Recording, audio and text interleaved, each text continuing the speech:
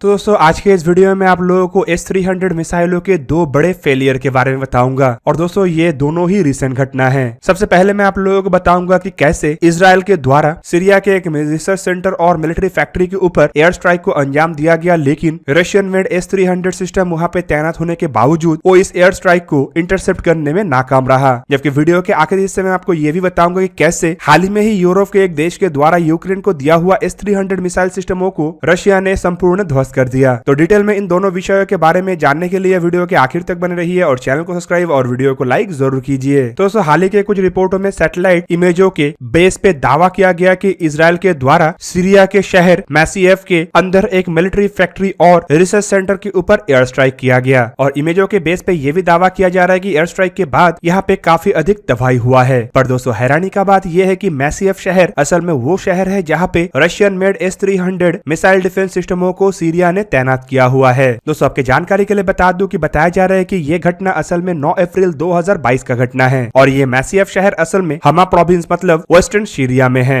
Report में latest satellite इमेजों के हवाला देते हुए बताया जा रहा है कि इस एयर स्ट्राइक में दो इंपॉर्टेंट स्ट्रक्चर तबाह हो गया है जो असल में मैसीएफ शहर के उत्तरी खंड में स्थित ज़ोइव डिफेंस प्लांट का है और दोस्तों यही प्लांट के द्वारा सीरियन मिलिट्री को महत्वपूर्ण इक्विपमेंटों और आर्म्स और एमुनेशन का सप्लाई भी किया जाता था। जबकि दूसरा ठिकाना मैसीएफ शहर के नॉर्थ ईस्ट में स्थित सीरिया के scientific studies and research centre था जो असल में सीरिया के एक प्रमुख डेवलपमेंट इंस्टीट्यूट है जहां पे मिलिट्री के लिए रिसर्च का काम को अंजाम दिया जाता था। और दोस्तों ये पहला घटना नहीं है जहां पे इजराइल के द्वारा इन दोनों ठिकानों के ऊपर एयर स्ट्राइक का अंजाम दिया गया हो। इससे पहले भी कई बार सीरिया के इन दोनों फैसिलिटीज को इजराइल के एयर स्ट्राइक का सामना करना पड़ चुका है। दोस्तों एक्सपर्टों का मानना है कि ये जो आखिरी एयर स्ट्राइक का अंजाम दिया गया था ये असल में खाली इन फैक्ट्री को तबाह करने के लिए नहीं था, बल्कि इसका निशाना शहर के नजदीक तैनात किया हुआ सीरियन एयर डिफेंस सिस्टम भी था। जबकि दूसरी तरफ सीरियन मिलिट्री के तरफ से एयर स्ट्राइक को लेके बताया गया कि असल में इस एयर स्ट्राइक में कुछ मटेरियल और स्ट्रक्चरल नुकसान तो हुआ है लेकिन कोई कैजुअलिटी नहीं हुआ। पर दोस्तों इस एयर स्ट्राइक के बाद S-300 मिसाइल डिफेंस सिस्टमों के ऊपर कई तरीके का सवाल उठ रहा है, क्योंकि दोस्तों ये जो सिस्टम है इसे सीरिया ने साल 2018 में हासिल किया था और तब से लेके अब तक ये सिस्टम सीरिया के अंदर हवाई सुरक्षा के लिए तैनात भी है। हैरानी का बात यह है कि एयर स्ट्राइक को जहाँ पे अंजाम दिया गया था उसके नजदीक भी इन सिस्टमों को तैनात किया गया है। पर दोस्तों आपको जान के हैरानी यह भी होगा कि साल 2018 से सीरिया को तो ये सिस्टम मिला है, लेकिन अब तक सीरिया के द्वारा इन मिसाइलों को इन 4 साल के दरमियान कभी भी फायर नहीं किया गया। पर 4 साल के दरमियान इजराइल के द्वारा कई सारे एयर स्ट्राइकों को अंजाम दिया जा चुका है और सीरिया के कई सारे ठिकानों को तबाह भी किया जा चुका है। पर पिछले 4 सालों से सीरिया की तरफ से दावा किया जा रहा है कि इन मिसाइलों के पास इजरायली एयर स्ट्राइकों को रोकने का क्षमता है। पर दोस्तों अब सीरिया के ऊपर इजराइल के ये एयर स्ट्राइक एटलीस्ट ये साबित कर चुका है कि आइदर सीरिया के मिलिट्री अधिकारियों को इस तरीके के मिसाइलों को ऑपरेट करने का क्षमता नहीं है, या फिर ये जो मिसाइल डिफेंस सिस्टम है इसके जो रडार है ये इजरायली एयरप्लेनों को ट्रैक करने में या फिर डिटेक्ट करने में सक्षम नहीं है। हालांकि सीरिया की तरफ से जिन S-300 को हासिल किया गया है वो एडवांस तरीन है और इसमें कई तरीके के आधुनिक फीचरों को जोड़ा गया है ताकि ये आधुनिक और स्टेल्थ ऑब्जेक्टों को भी डिटेक्ट कर सके। पर दोस्तों एयर स्ट्राइक के बाद अब S-300 सिस्टमों को लेके कई तरीके के सवाल बन रहा है। दूसरी तरफ अगर यूक्रेन के अंदर S-300 सिस्टमों को देखा जाए तो इसे हाल ही में रशिया की तरफ से भी तबाह किया गया। दोस्तों आपके जानकारी के लिए बता दूं कि हाल ही में यूरोप के एक महत्वपूर्ण देश स्लोवाकिया के तरफ से यूक्रेन को S-300 सिस्टम दिया गया था और दोस्तों अब बताया जा रहा है कि रशिया ने उन S-300 सिस्टमों को तबाह कर दिया है। दोस्तों रिपोर्टों में बताया जा रहा है कि रशिया के नेवी के जहाजों के द्वारा उन ठिकानों के ऊपर स्ट्राइक को अंजाम दिया गया है जहाँ पे यूक्रेन के एयर डिफेंस सिस्टम तैनात था, जिसके रिजल्ट के स्वरूप कई सारे क्रूज मिसाइल ने यूक्रेन के S-300 सिस्टमों के बैटरीज को संपूर्ण रूप से तबाह कर दिया।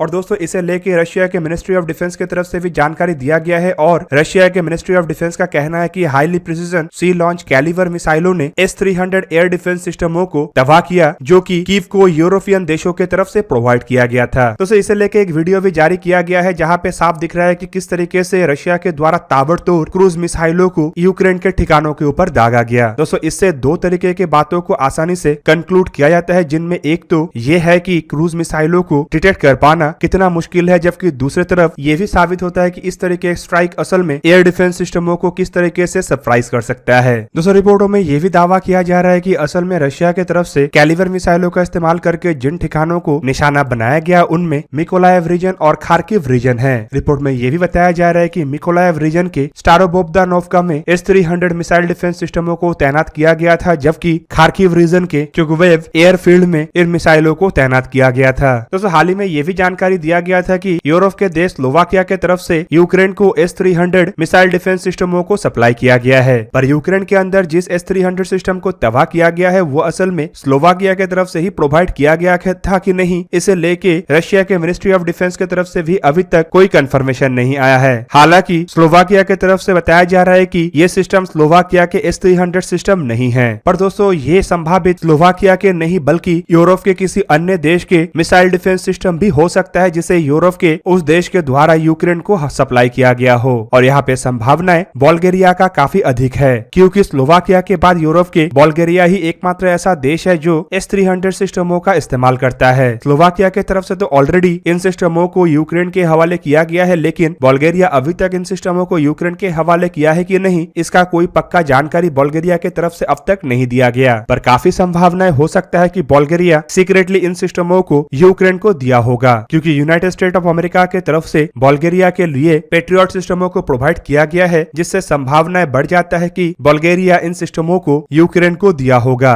दोस्तों S-300 मिसाइल डिफेंस सिस्टमों को अगर देखा जाए तो ये असल में लॉन्ग रेंज के सरफेस टू एयर मिसाइल है, जिसका डेवलपमेंट सोवियत यूनियन के जमाने में ही हुआ था। इन्हें 1978 से अब तक सर्विस में इस्तेमाल किया जा रहा है और इन सिस्टमों के डेवलपमेंट का काम असल में आलमास आंते की तरफ से किया गया था, जो फिलहाल रशिया के अंतर्गत एक फैसिलिटी है जहाँ पे S-400 जैसे सिस्टम और S-500 जैसे सिस्टमों का भी डेवलपमेंट किया गया है। दोस्तों रिपोर्ट में बताया जाता है कि S-300 मिसाइल डिफेंस सिस्टमों के कॉम्प्लेक्स में इस्तेमाल होने वाले इक्विपमेंट के प्रमुख डिजाइनर आलमास आंते ही है, जबकि इसके रडार के डेवलपमेंट NIIP के तरफ से किया गया है और मिसाइलों के डिजाइन MKV के तरफ से किया गया है। दोस्तों फिलहाल अगर देखा जाए तो दुनिया में कई सारे देश S-300 सिस्टमों का इस्तेमाल करता है, जिनमें Algeria, Armenia, Azerbaijan, Belarus, Bulgaria, Ethiopia, China, Egypt, Greece, Iran, Kazakhstan, North Korea, Syria, Russia, Ukraine, Venezuela, Vietnam के अलावा बताया जाता है कि भारत भी इन सिस्टमों का इस्तेमाल करता है। दोस्तों S-300 मिसाइल डिफेंस सिस्टम असल में जिन मिसाइलों का इस्तेमाल करता है वो कई तरीके के रेंज में ऑपरेट हो सकता है, जैसे कि